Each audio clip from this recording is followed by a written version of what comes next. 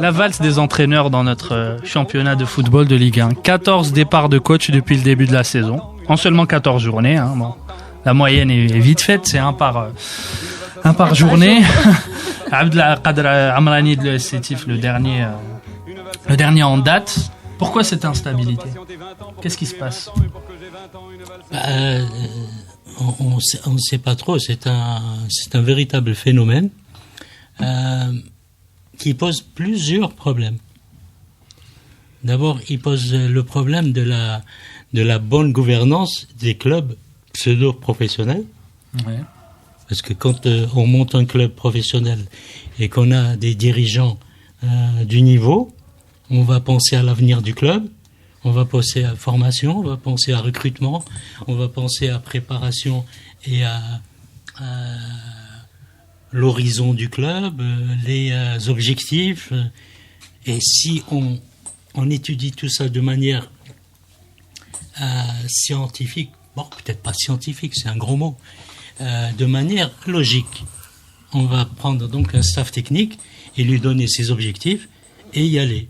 Évidemment, chez nous, il y a aussi le côté football spectacle, football business, etc. Et les résultats doivent arriver vite pour conforter le dirigeant. Et classiquement, on dit que le coach, c'est le premier fusible.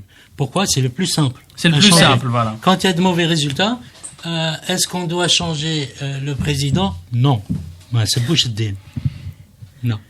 Donc le président, il ne va pas être changé. Est-ce qu'on va changer les joueurs ? Difficile. Parce qu'il y a des contrats, il y a des trucs, et les joueurs, on les a choisis et tout. Non. Qu'est-ce qui reste ? Pas grand-chose. Le chercheur de balles, non. Le gars qui s'occupe du matériel, non, il est là depuis 20 ans, et puis c'est le gars du quartier. Donc il ne reste plus que l'entraîneur. Et on va donner l'impression aux supporters. On ne peut pas changer les supporters non plus. Mais c'est vis-à-vis d'eux qu'on va dire... Voilà, ça m'amène vers ma question suivante, c'est la pression de la rue. Eh oui, oui. On va dire, pour la rue n'est pas contente, les supporters commencent à... actuellement, c'est violent chez nous. Commencent à jeter des cailloux partout, à insulter le président et sa famille. Donc, il faut faire quelque chose. Un électrochoc, comme ils appellent ça. Eh ben, allez, on va changer le coach. Ouais. Comme ça va pas du tout dans tous les clubs, eh ben, on a 14 changements. En 14 journées. En 14 journées, voilà. Alors, la pression de la rue. C'est que, bon, moi, je dirais que qui m'a révolté, c'est la valse, c'est ça. Du moment que les entraîneurs, bon, je dis pas qu'ils sont les mauvais, ils ont changé de club. Du moment que les cannes GSK, Mouloudia, les cannes En fait, on a appelé ça valse, mais on aurait pu appeler ça chaise musicale aussi. Hein, ça, moi, je pense que c'est une mauvaise habitude qu'on a pris, hein, encore. C'est moins que la rue, parce que c'est vrai que l'environnement actuellement, il est un peu violent, mais des fois, on n'arrive pas à ça. On voit que des clubs où il y a les résultats, on change d'entraîneur. Les clubs, je pense qu'ils sont en tête, les trois. Oui, les trois. Oui, les clubs en tête sont à trois changements de coach depuis le début de la saison. Mouloudia, Staïf, etc. L'USMA aussi. Ouais. L'USMA, ils ont changé d'entraîneur. Alors que ça marchait bien, on ne pouvait pas dire que l'USMA ne va pas gagner le championnat ou bien le Mouloudia ne va pas gagner le championnat parce que il reste toute une phase de retour. Bon, moi, je dirais que il faut pas. Moi, je dis que c'est une mauvaise habitude que les clubs ont pris de changer les entraîneurs et de travailler comme ça en solo, on planifie pas. Même le recrutement, c'est le président qui recrute. Elle n'est pas d'accord. Il ramène les joueurs à l'entraîneur et l'entraîneur il vient trouver une équipe. C'est trop compliqué le football actuellement.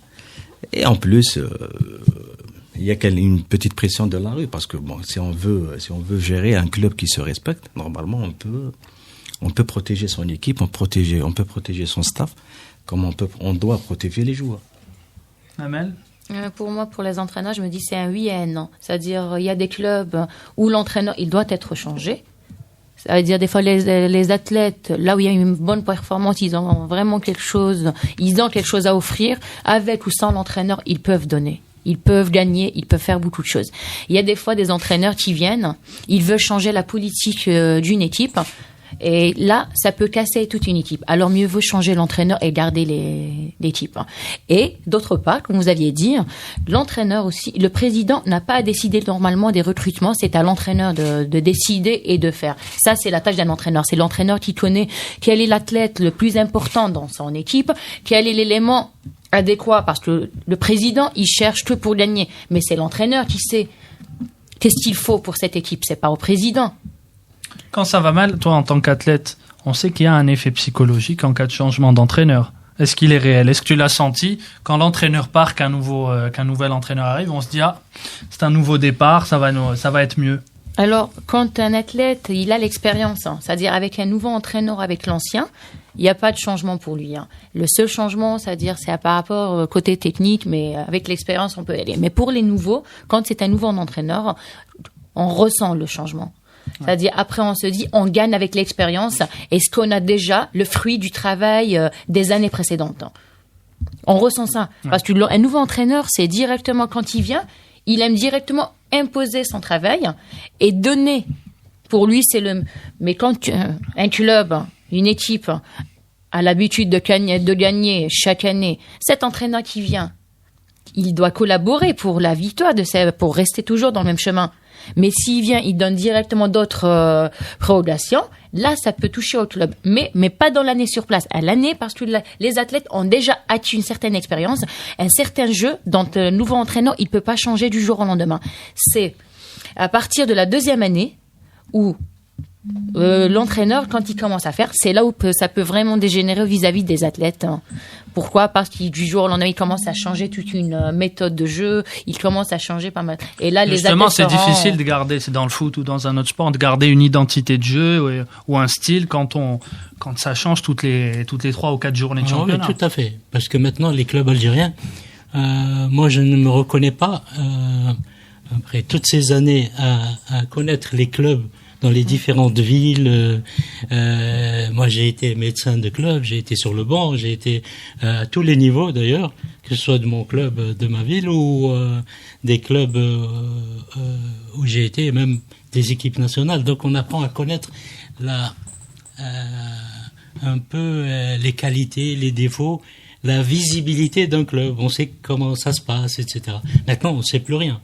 Pourquoi? Parce que probablement que tous ces entraîneurs ont tous été une ou deux fois même dans chacun des clubs. Ouais, et ils font le tour. Maintenant, quel est le souci? Moi, je crois d'abord que la fédération n'est pas trop bien placée pour donner des leçons au club en la matière. Pas cette année en tout cas. Parce que elle change aussi pas mal d'entraîneurs. Ouais. Le deuxième gros souci, il est légal. C'est-à-dire, est-ce qu'il y a dans nos règlements, est-ce qu'il y a dans nos lois des choses qui peuvent, parce qu'il va falloir lutter contre ça, on ne peut pas laisser passer ces choses-là. Mais est-ce que c'est possible? C'est très difficile. Il faut voir ce problème de différents angles.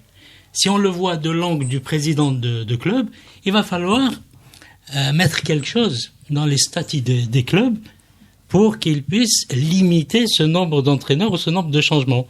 Je suis pas juriste, mais alors, il va falloir que quelqu'un trouve quelque chose. Pardon. Oui, je t'en prie. Le deuxième point, c'est si on voit du côté de la fédération ou de la ligue professionnelle, il va falloir, lorsqu'un club professionnel veut s'engager dans la compétition, lui créer probablement quelques points dans le cahier de charges où on va essayer de limiter ça. Il faudrait peut-être légiférer même. Ouais. Par rapport à la législation sur le travail. Sur le travail, parce que c'est un contrat de travail. Tu me tends la perche, justement. Il faut savoir que c'est la même chose chez nos pays voisins, que ce soit en Tunisie ou au Maroc, et que justement la Fédération marocaine de football, là, a mis en place un dispositif qui interdit à un entraîneur de changer de club une fois dans l'année. L'entraîneur n'a pas le droit de changer de club. S'il quitte un club, il ne peut pas signer dans un autre club. Ils ont l'intention d'attaquer la fédération en justice et ils vont probablement gagner. C'est ça, parce que c'est la liberté de travail au final. Oui. Voilà. Donc, du coup, ce serait quoi les solutions? Pour l'instant, il n'y en a pas. Il n'y en a pas. Ouais. Bon, il n'y en a pas, ou bien il faut sensibiliser les clubs, travailler, donner des cours de de gestion, de management au président, les faire, les faire sortir, les faire faire découvrir un autre monde, comme il l'a dit tout à l'heure le docteur. Il a côtoyé les instances internationales, il a changé, il a progressé, il a vu quelque chose d'autre, à un autre niveau, etc. Il faut s'ouvrir. Mais il faut le vouloir aussi. Hein. Il faut s'ouvrir vers le monde, vers ce qui se passe ailleurs, en pire et en mieux, en meilleur. Surtout qu'on n'est pas loin de... Il y a le dernier point aussi que j'ai pas abordé pour terminer, c'est le côté des entraîneurs eux-mêmes. Et je pense qu'il manque un peu d'éthique et de déontologie. Oui. Il va falloir en urgence créer une entité, une association, et les entraîneurs sont contre, c'est pour faire perpétuer ça. Il faut les obliger à la créer et créer, comme pour tous les corps de métier, un syndicat. Un syndicat s'ils le veulent, mais surtout un conseil et mettre un certain nombre d'éthiques, une certaine dose d'éthique et de lignes de conduite. Une sorte de conseil de l'ordre. Ah oui, où ils s'interdisent de changer de club. Ils peuvent s'arrêter d'entraîner, c'est leur problème. Mais aller dans 3 clubs dans la même saison, je trouve que c'est... Mais ça fait bizarre. Ça devrait être interdit. Ça fait bizarre quand même de préparer à l'intersaison. On était une équipe et faire l'effectif et préparer l'équipe. Et jouer l'aller avec une équipe, au retour, je vais affronter mon équipe que j'ai préparée à l'aller. Ouais, mais des fois, ils n'ont pas le choix non plus. Hein. Des fois, c'est pas de leur pour choix. L'entraîneur, aussi, je parle pour l'entraîneur, oui, parce pour qu'il a une certaine éthique qui est déontologie, c'est pas normal. Ça, c'est une règle que je me suis donnée. Oh oui, mais pour un entraîneur, vous savez que des fois, quand un entraîneur aime bien prendre le devant et c'est tout le monde qui essaye d'être derrière pour le pousser à... Il y a des dirigeants qui décident à sa place, mieux vaut aussi qu'il quitte dans la grande porte qu'il sort de la petite porte. C'est-à-dire ça que je parlais. Eh ben oui, il y a des entraîneurs qui sont comme ça. Mais il va partir dans un autre club qui va trouver le même environnement, c'est-à-dire le même modèle, le même schéma. Oui, mais il préfère essayer. Parce que lui aussi, il doit être rémunéré aussi, il a une famille derrière, c'est-à-dire il est obligé pour lui, c'est vrai, un club, à l'autre. Le plus important, c'est de changer, d'essayer de donner le meilleur. Mais s'il trouve c'est la même chose, malheureusement, c'est-à-dire là, c'est pas à l'entraîneur de changer, c'est-à-dire il faut changer la politique qui est derrière aussi. Hein. Mais il y a un autre problème qu'on n'a pas soulevé, c'est les joueurs. Il y a quelques vestiaires, c'est-à-dire qu'ils ont pris le dessus sur les entraîneurs. Et on a vu des cas, on va pas citer les noms et les clubs, c'est les joueurs qui ont limogé les clubs ou l'équipe nationale. C'est ce qu'il faut. Le problème est partout. C'est partout le même, j'ai l'impression.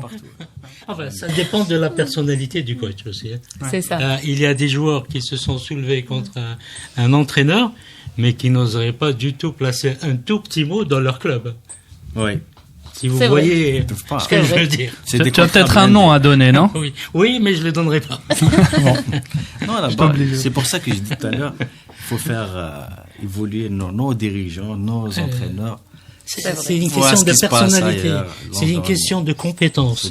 Quand un joueur trouve un entraîneur compétent, il n'en place pas une. Moi, je vous dis, j'ai été sur le banc de club, d'équipe nationale, et je sais un peu de quoi je parle. Et vous savez, je dois être peut-être le seul à avoir fait de l'équitation. C'est comme quand vous faites de l'équitation. Le cheval, dès qu'il s'aperçoit que vous êtes un débutant, vous allez passer un mauvais quart d'heure. Mais si, dès que vous montez en selle, et que vous prenez le cheval, et qu'il... Ah, tiens, le gars, il s'y connaît. Après, vous lui faites faire ce que vous voulez. Il y a une expression que j'aime bien, c'est darbo yarf mdarbo. Exactement. Non, c'est pas là-bas dans les clubs professionnels. Très rapidement. À la signature, il y a le règlement intérieur. C'est très clair. Tu travailles, tu as le droit à la parole, tu n'as pas le droit à la parole, etc. Chacun son métier, les vaches sont bien gardées. La carrière d'entraîneur, ça te dit ou pas? Pas en ce moment, non. Pas pour le moment. Non, pas pour le moment. J'ai mes diplômes, j'ai fait, mais bon, là, pas pour le moment. Très bien. Moi, une année, je laisse le sport. Pour le moment. Ouais, pour le moment. Ben, merci, Amel, d'avoir été avec nous. Merci pour l'invitation encore une fois. C'était un plaisir. Merci, mes fidèles amis. Un petit mot avant de vous laisser. Un joyeux anniversaire à notre réalisatrice habituelle, Soumia.